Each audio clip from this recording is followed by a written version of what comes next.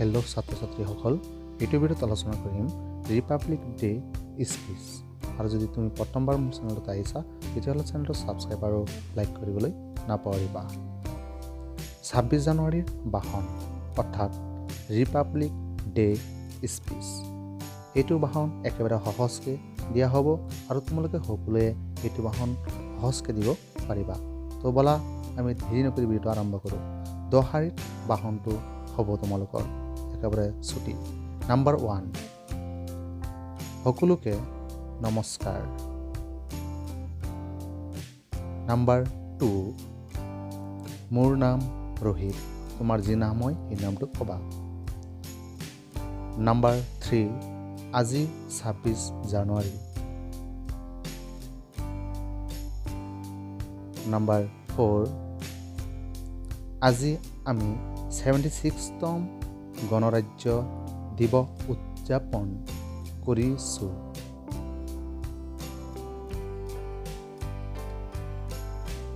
Number 5, গণৰাজ্য দিৱসত আপোনালোক সকলোলৈ মোৰ আন্তৰিক শুভেচ্ছা জ্ঞাপন কৰিছোঁ।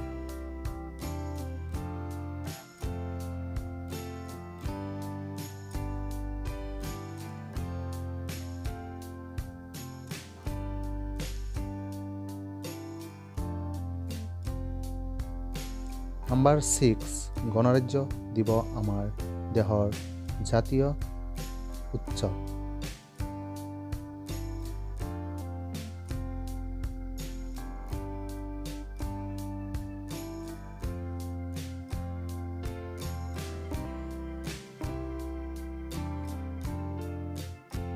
নাম্বাৰ 7, 1950 চনৰ 26 জানুৱাৰীৰ পৰা আমাৰ সংবিধান বলবৎ হৈছিল।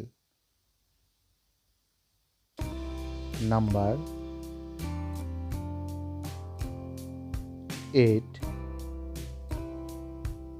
সংবিধান আমাৰ দেশৰ সৰ্বোচ্চ আইন।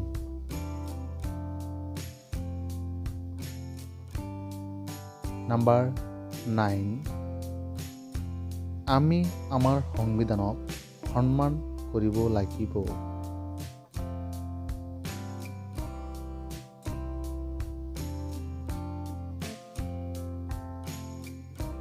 নাম্বাৰ 10, মই মোৰ দেশক বহুত ভাল পাওঁ আৰু মই এজন ভাৰতীয় হোৱাৰ বাবে গৌৰৱ অনুভৱ কৰিছোঁ। আৰু একেবাৰে শেষত তোমালোকে ক'বা জয় হিন্দ জয় ভাৰত।